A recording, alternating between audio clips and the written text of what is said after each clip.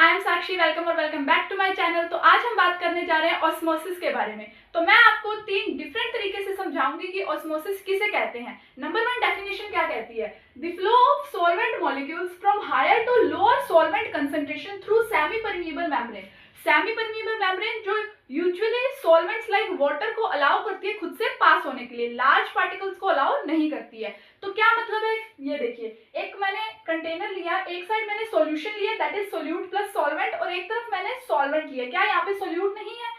बहुत ही negligible amount के अंदर है, इसलिए मैंने लिखा ही नहीं है। यहाँ पे सॉल्वेंट की कंसेंट्रेशन ज्यादा है, यहाँ पे सॉल्वेंट की कंसेंट्रेशन कम है। क्यों? क्योंकि यहाँ पे सोल्यूट है ना, और यहाँ पे सोल्यूट नहीं है।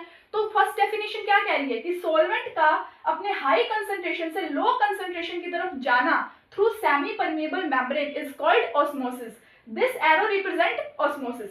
सेकंड डेफिनेशन क्या कह रही है? The flow of solvent molecules from lower to higher concentration with respect to solute. ये जरूर पढ़ना, विद रिस्पेक्ट टू सोल्यूट बोला है, लोअर टू हायर। क्या मतलब? यहाँ पे सोल्यूट की कंसेंट्रेशन कम है, यहाँ पे सोल्यूट की कंसेंट्रेशन ज्यादा है। तो सॉल्वेंट का सोल्यूट की कम कंसेंट्रेशन से सोल्यूट की ज्यादा कंसेंट्रेशन की तरफ जाना, किसका? सॉल्वेंट मॉलिक्यूल्स का, उसको भी तो ऑस्मोसिस ही बोलेंगे ना। This arrow represent osmosis, that's it. तीसरी डेफिनेशन क्या है? The flow of solvent molecules from solvent side to solution side. Solvent side to solution side solvent molecules का जाना through semi permeable membrane is called osmosis. I hope आपको समझ में आया होगा।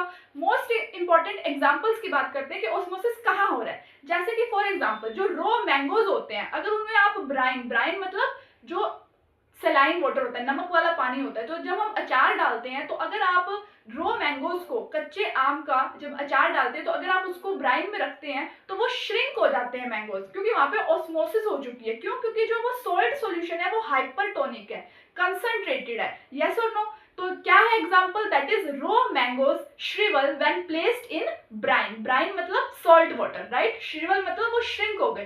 सेकंड मोस्ट इंपॉर्टेंट एग्जांपल जो आता है दैट इज, आपने ये देखा भी होगा, मोस्ट कॉमन एग्जांपल भी है ये, कि जो फ्लावर्स जो मुरझा जाते हैं, विल्टेड फ्लावर्स जो होते हैं, उन्हें फ्रेश वाटर में अगर हम डालते हैं तो वो दोबारा से रिवाइव हो जाते हैं। तो सेकंड एग्जांपल क्या कहता है? दैट इज विल्टेड फ्लावर्स या wilted leaves when placed in fresh water revive, right? Third most common example जो आता है, most important example, that is blood vessels को अगर आप सेलाइन वाटर में कुछ टाइम तक सस्पेंड रखते हैं तो वो कोलैप्स हो जाती है। तो एग्जांपल क्या कहता है? Blood vessels collapsed when suspended in saline water. I hope you understand. Thank you.